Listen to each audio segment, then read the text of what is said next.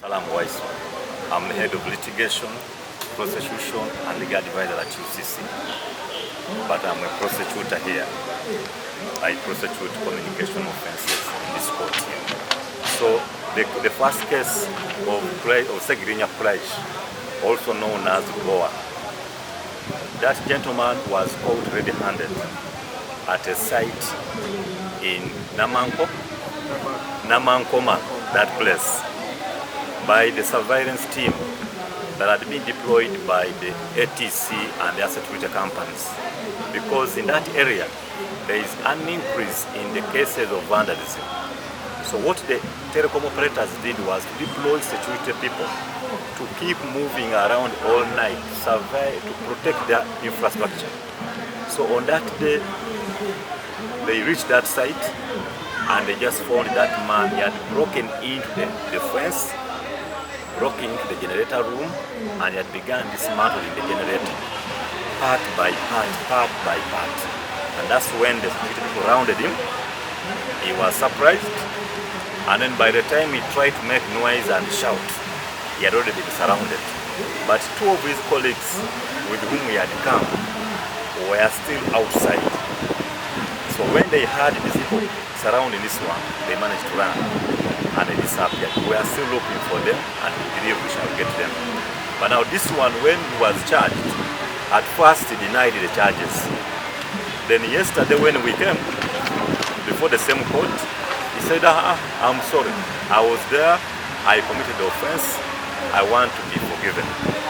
So today we came ready to close the matter, to summarize the facts, to bring the evidence, the exhibits. But you saw him in court turning around saying, I'm not the one, I was in the car, I wasn't the one in the general room. But we have a lot of evidence and we are very confident that once we bring all these witnesses on 23rd, the evidence is so strong, it will get him to be found guilty. And those offenses are very much rampant. Under the law, if somebody has ever been convicted of the offense of damaging, under section 84, subsection 2 of the Uganda Communications Act, subsection 1b, if a person has ever been convicted of that offense of vandalism, on a second conviction, he can be sentenced to up to 10 years and he can be subject to a fine of up to 4.8 million, or both. So we are optimistic that once we bring this evidence, which is very strong, this man might be found guilty, and if he's found guilty, we shall pray to court that they give him a deterrent sentence so that he can learn and also become an example to other young men like him who are involved in this process. These towers are not just private property. So why we come out a lot as UCC to protect our operators' infrastructure is because when a tower is vandalized, when the generators are put down and the cable is stolen, the tower will go off. So people will not be able to make calls, they won't be able to receive data on their phones, they won't be able to transact on banks, they won't be able to watch TV because some of the TVs are the content is being transmitted through cables that connect on these towers. So that's why as UCC, we believe that these offenses undermine the integrity of the sector. And that's why we call upon all people out there, when you see anybody vandalizing a telecommunication tower, do not look the other side and ignore it as private property of ATC, of MTN, of Airtel, of Laika. That tower could be the one that is powering your phone, that is powering your ATM machine, or keeping your TV on.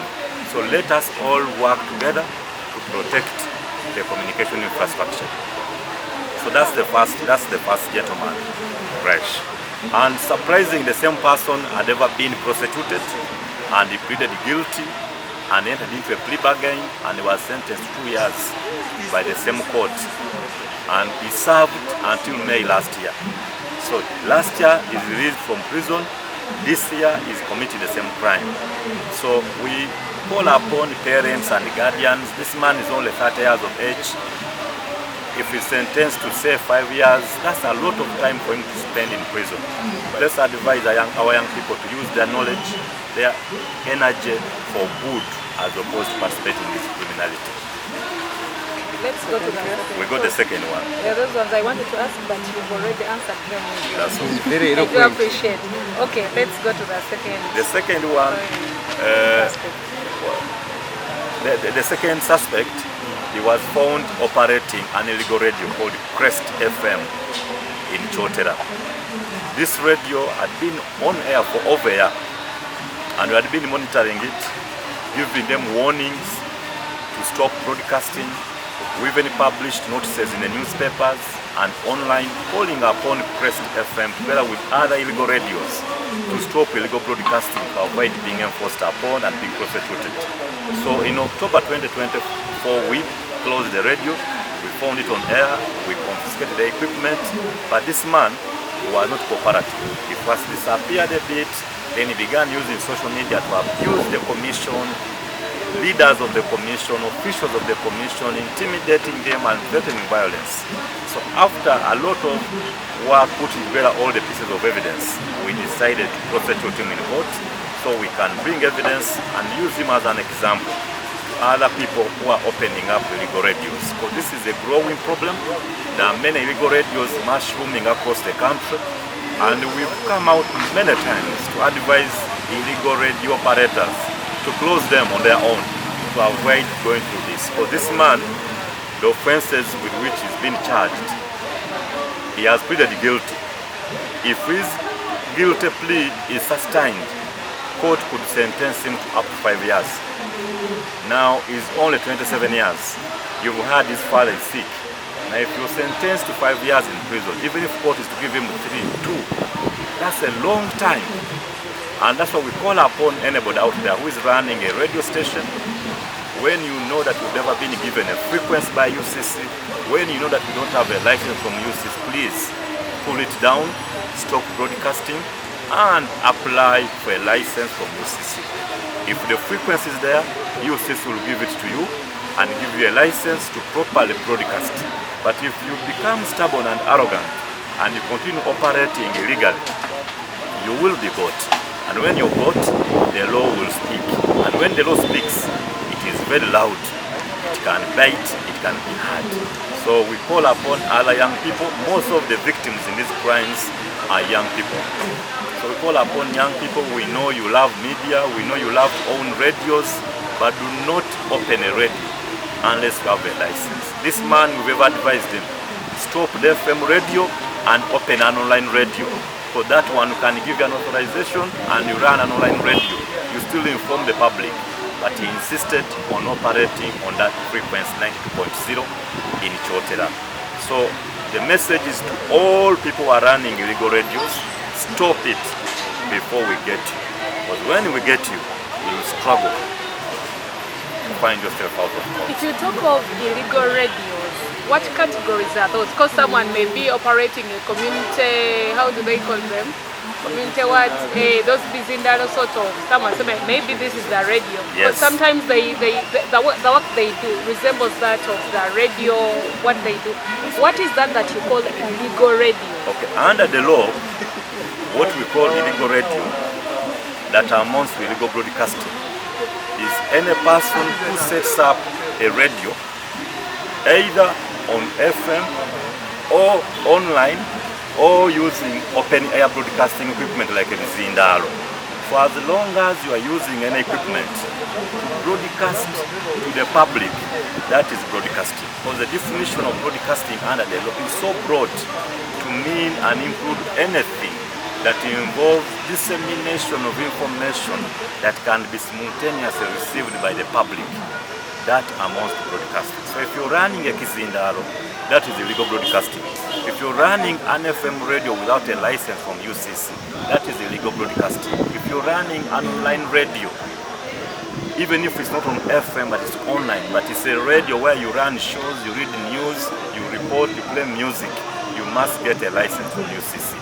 And if we get you doing that without a license, you can be charged with 2 offenses. Installation is a separate offense, then operating is also another offense. And each of those offenses, installation, the punishment is 1 year or a fine of up to 960,000. Illegal broadcasting, the punishment is up to 5 years or a fine of 2.4 million. Now that's a lot of money by our average standards. So please, UCC is not proud to see any person prosecuted. We don't celebrate it when anybody is sent to Luzira. Because this is a Ugandan, this is a father, this is a husband, this is a son to somebody. So parents, elders, advise the people you deal with. If you see any of them operating an illegal radio or participating in vandalism, please tell them to stop before the law catches up with them. And for those of you that are interested in regularizing your operations, go through the right channels. Come to UCC, send your letter officially, work with UCC officially. Because we're also aware that there are some people who masquerade as officials of UCC and they get money from illegal people saying, give us money, we take to people in UCC to help you. UCC, we don't charge anybody any fees outside what is prescribed under the law. If you have a license, if you have a frequency, we give it to you. You will give you an invoice, you pay in the bank, and you get a receipt. So do not give money to anybody in the corridors out there that they are going to help you to get a license. Please approach UCC through the right official channels, not through agents, not through masqueraders or fraudsters that would purport to be working for UCC.